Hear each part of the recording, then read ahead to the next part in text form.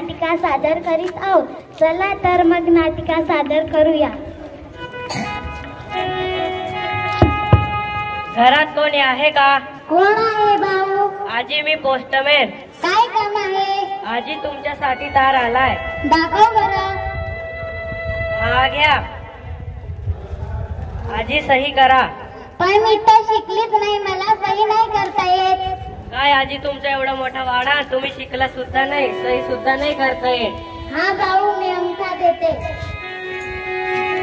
कुठे गेल्या माझ्या चारी सुना, लता, सुनीता, संगीता आणि ताया? इकडं सगळेच काम चोरात.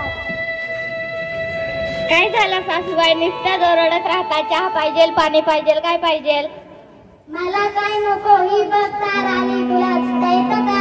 मी तर शाळेत नाही शिकली, मला कसं काय वाचता येईल? पण मी लहानपणी ऐकलं होतं की तार येते म्हणजे कोणीतरी वारलं असतं. अरे बापरे, आता कोण वारलं असेल?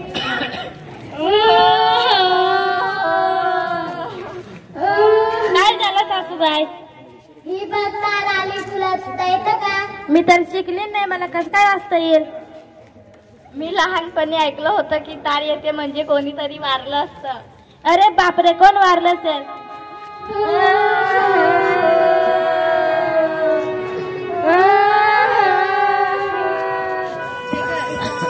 काय झालं? ही बघ तार आली. तुला वाचता येतं का? मी शिकली नाही, मला कसं काय वाचता येईल?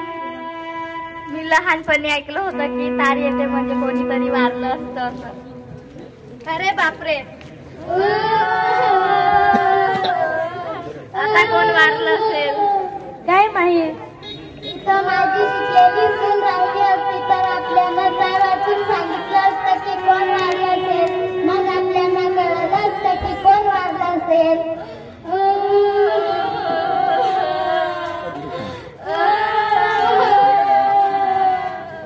आली माझी शिकलेली सून. काय झालं सासूबाई, सगळे का बघताय? ही बघ तार आली. ही म्हणते तार आली म्हणजे कोणीतरी वारलं असेल. तू तर शिकलेली, बघ बरं कोण वारलंय.